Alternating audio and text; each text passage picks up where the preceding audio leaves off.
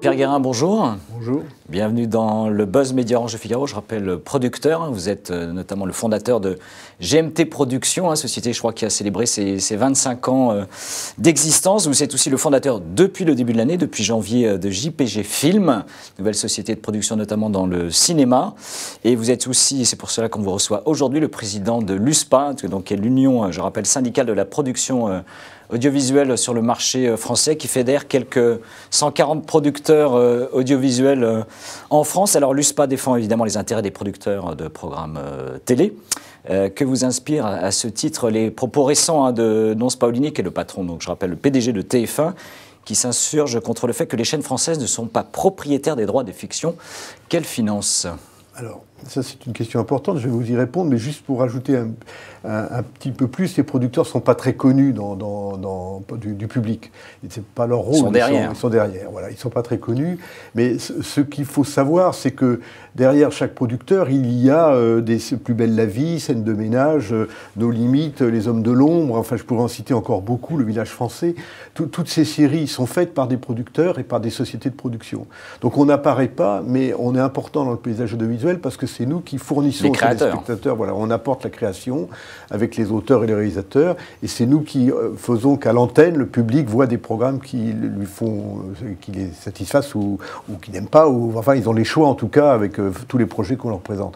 Donc voilà, ça c'est important qu'on existe et qu'on dise ce qu'on fait, parce qu'on est à l'origine de l'idée, du projet, de la production du film jusqu'à la livraison, et c'est notre travail. Est-ce que les propos justement du patron de TF1 vous choquent à cet égard ? Il ne me choque pas parce que ça fait des années qu'il dit ça, M. Paolini.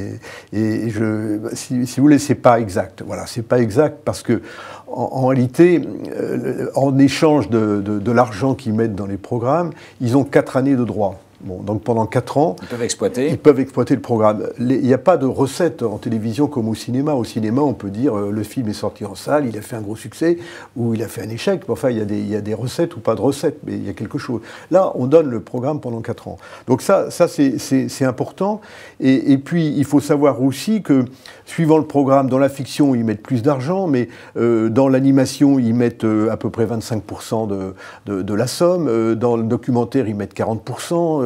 Voilà, donc il n'y a pas systématiquement la totalité du programme qui est payé. Et puis aussi, ce qu'ils ont, c'est qu'ils ont un pourcentage quand même assez élevé de 40% sur les recettes. C'est-à-dire que si on vend nos programmes après ailleurs, à l'étranger, ou on le revend à d'autres chaînes, ils sont intéressés aux recettes. Voilà, donc ils n'ont pas tout, ils ne peuvent pas tout avoir quand même. Alors, patron TF1, non, ça a également foncé le clou en dénonçant cette fois la réglementation, je le cite, qui est celle d'un autre âge. Il faut la faire bouger, dit-il, dans l'intérêt du secteur audiovisuel. Est-ce que vous souscrivez à cette démarche ? Elle n'est pas d'un autre âge, parce que c'est vrai qu'en 86, il y a une loi qui a été faite pour l'audiovisuel, pour la télévision privée qui est arrivée. Bon, cette loi-là, elle est ancienne, et depuis, tout a changé. Voilà, parce que c'est vrai que tout change. Et aujourd'hui, on se trouve avec des chaînes de la TNT en plus des chaînes traditionnelles, et en même temps, on n'est plus face à TF1, on est face à un groupe TF1, comme il y a un groupe Canal, comme il y a un groupe France Télévisions, c'est-à-dire qu'il y a plusieurs chaînes. Donc, nous, il y a 4 ans, on a prévu ça et on a rouvert des négociations avec toutes les chaînes, la Une, le service public, tout le monde, on les a tous vus, on a refait des négociations. Et dans ces négociations, c'est pour ça qu'il ne peut pas dire que c'est une vieille législation, elle date d'il y a 4 ans, on a pris l'idée du groupe. Aujourd'hui, quand on vend nos œuvres ou nous achète nos œuvres, elles vont dans un groupe, elles ne vont pas uniquement sur TF1, elles vont sur les 4 chaînes de TF1 ou elles vont sur les 5 chaînes du service public. Donc ils peuvent les diffuser à l'intérieur de ce groupe plusieurs fois.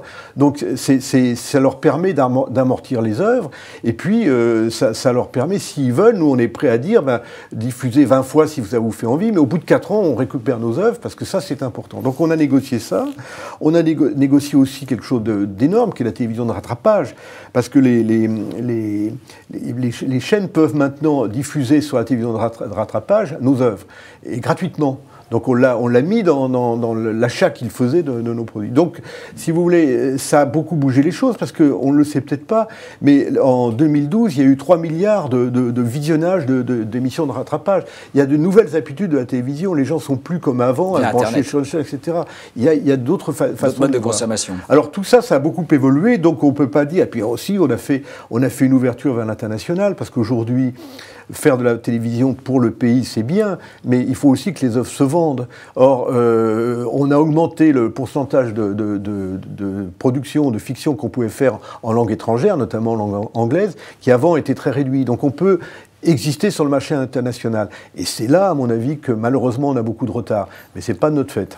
Si on se projette un peu dans l'avenir, le gouvernement de François Hollande prépare une nouvelle loi audiovisuelle, a priori qui ne sera pas avant 2014. Quels sont les sujets prioritaires que vous voulez voir inscrits dans cette nouvelle loi audiovisuelle ? C'est-à-dire que les lois ne règlent pas tout. C'est pour ça que je dis, quand on avait pris l'initiative d'aller voir les chaînes et de discuter avec eux, finalement, on a mis en place, on est revenu après vers les pouvoirs publics, voilà nos accords, et est-ce que vous les entérinez, etc., ce qui s'est fait comme ça. Moi, je me méfie toujours un petit peu des lois, mais là, aujourd'hui, si on a un sujet sur lequel il faut intervenir, c'est sur le financement des œuvres. Parce que le financement de la production, il se fait évidemment principalement par les chaînes historiques. Bon, maintenant il y a la TNT. La TNT, oui, elles sont gratuites et elles rediffusent les œuvres, mais elles produisent très très peu, pas assez à mon avis.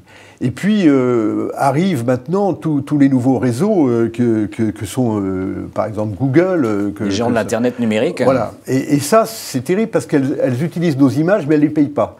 Donc je pense que c'est là-dessus que le gouvernement doit insister pour faire rentrer, et c'est pas facile, hein, parce qu'ils sont installés à l'extérieur, etc. Mais déjà, il est prévu en 2015 que toutes ces chaînes numériques vont payer leur TVA dans notre pays. Ils ne vont pas le payer dans le pays donc on va commencer à... Et c'est là qu'il y a un gros travail à faire, parce que si on veut que nos œuvres continuent à être financées, on ne peut pas se tourner uniquement vers les diffuseurs traditionnels. Très très rapidement, sur le temps est compté. France Télévisions est dans un plan d'économie drastique actuellement. Est-ce qu'il y a des dommages collatéraux pour les producteurs que vous êtes ? Si vous voulez, France Télévisions, c'est un énorme paquebot et il est trop lourd, donc il faut l'alléger. Mais il y a un thème, enfin un secteur sur lequel il faut résister, c'est sur la création. Pourquoi ? Parce qu'on a demandé un effort supplémentaire aux téléspectateurs en augmentant de 6 € la redevance. Bon, ces téléspectateurs, en échange, ils doivent avoir des programmes. Donc c'est la création qui doit toujours être meilleure pour eux. Et le service public, il est important, particulièrement dans cette période de crise, parce qu'il offre des programmes différents. Si vous voulez, tout ce qui est documentaire, ça ne se fait pas dans une chaîne privée, ça se fait chez eux, ou Arte. Bon, il y a la différence sur certains programmes qui visent peut-être un moins large public, mais qui sont plus précis, qui peuvent permettre aux téléspectateurs de se réunir et de les regarder. Ça, c'est très important. Donc pour nous, on se bat pour maintenir la création au même niveau, voire un niveau supérieur. Eh bien, Jean-Pierre Guérin, merci. Merci d'être venu dans le Buzz Média Orange Le Figaro. Je rappelle, donc, vous êtes le patron de l'USPA, qui défend les producteurs visuels sur le marché français. Nous nous retrouvons dès demain avec un nouvel invité. Ce sera le président du directoire du groupe Le Monde, M. Dreyfus. Très bonne journée.